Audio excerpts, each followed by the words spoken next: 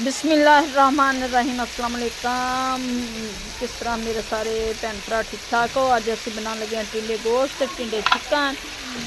सब तो पहलों मैं चिकन लसन अदरक के पेस्ट सब्ज़ मिर्च पेस्ट 1 चम्मच नमक डाल के 1 प्याली घी डाल के पकना रख दिता। ये पा देंगे प्याज असी क्योंकि अज असी बहुत ईजी तरीके चिकन टिंडे बनाने लगे हैं तो सारा चिकन अच्छी तरह इसका कच्चापन खत्म हो जाएगा। बहुत ही क्योंकि इसी तरह से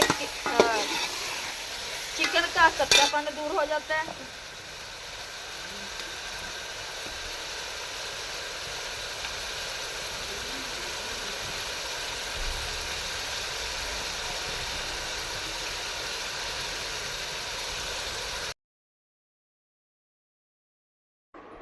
चिकन असी अच्छी तरह भुन लवांगे। फिर इस पावांगे 1 स्पून सुरख मिर्च 1 स्पून हल्दी पीसिया होया साबत गर्म मसाला तो क्योंकि फिर यह अच्छी तरह भुन लांगे इन्हों क्योंकि चिकन साडे दा कच्चापन हर चीज़ खत्म हो जाएगी। बहुत ही ईजी तरीका जिहड़ा असी तुहाडे नाल शेयर करन लगे हैं। 1 स्पून पा दिता असी मिर्चां दा 1 स्पून पावांगे हल्दी। बाकी असी नमक असी पहलों पा दिता सी क्योंकि चिकन अच्छी तरह रच जाए मसाला चिकन च रसिया होएगा तो इनू अच्छी तरह हुण लगावांगे असी भुनी लगेगी। फिर ये पावांगे असी अपने टिंडे गोश्त।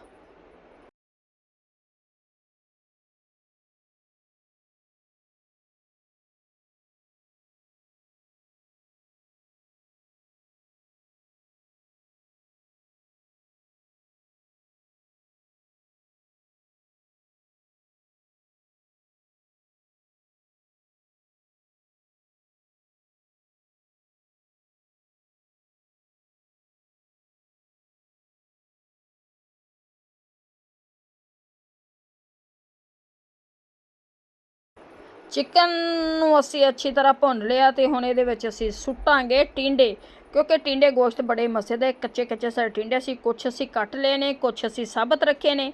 हुण ये असी सिटन लगे हैं तो इन्होंने चंगी तरह असी पकावांगे तड़फावांगे तो बहुत ही मज़े का सालन बनता है टिंडे गोश्त। क्योंकि बीफ का गोश्त हो तो उस तो ज़्यादा मज़ेदार तो कोई सालन ही नहीं बन सकता, लेकिन साढ़े कोल चिकन है इसलिए असी चिकन ही पावांगे तो बड़ा ही टेस्टी तो मज़ेदार साड़ा सालन तैयार होएगा। तो तुसी साढ़े नाल ही रहना है तो पूरी वीडियो में देखना है कि कितनी देर च साड़ा टिंडे गोश्त तैयार होंदा।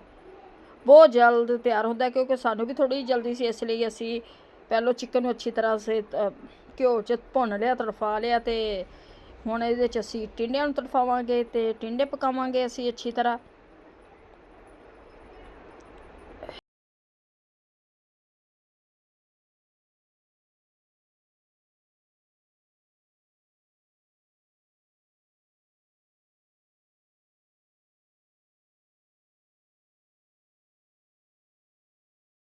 ये अज असी इस तरह का सालन तैयार करांगे क्योंकि कुछ बच्चे टिंडे नहीं खाते तो टिंडे बच्चे भी खाएंगे बड़े भी खाएंगे तो उंगलियां चढ़ जाएंगे। तो रोटियां अज थोड़ियां ज़्यादा बनाइयो क्योंकि टिंडे गोश्त इन्ना मज़ेदार सालन तैयार होने लगे कि हर बंदे ने 2-2 रोटियां खानियां ने तो बहुत ही टेस्टी साड़ा सालन तैयार होएगा। तो हुण ये असी इनू चंगी तरह असी भुन शुन लिया तो इनू चंगी तरह चिकन तो टिंडे भुने गए ने। हुण ये असी पावांगे जी 2 गिलास पानी दे क्योंकि असी शोरबे वाला सालन तैयार करना है। शोरबे वाला अच्छा लगता है टिंडे।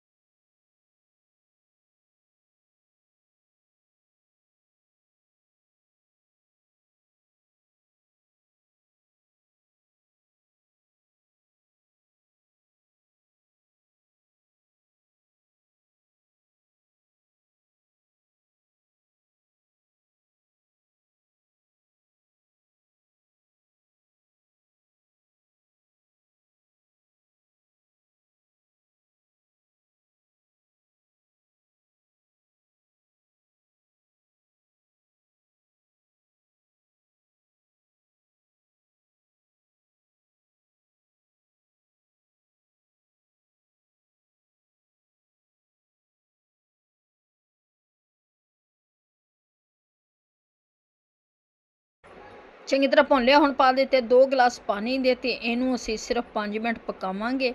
ਫਿਰ ਇਹ 'ਚ ਅਸੀਂ ਪਾਵਾਂਗੇ ਪੀਸਿਆ ਹੋਇਆ ਗਰਮ ਮਸਾਲਾ ਤੇ सब्ज़ धनिया, सालन सब्ज़ बनकर तैयार मिर्चा, हो गया। अब डालेंगे इसमें हम मसाला। ये टिंडे गोश्त बहुत ही हमने मज़ेदार तैयार बने। किया है माशाल्लाह से। निकालते हैं अपनी प्लेट में और दिखाते हैं आपको इसकी। माशाल्लाह से सालन बनकर टिंडे गोश्त हमारा तैयार हो गया, जो बहुत ही मज़े का टेस्टी बना है।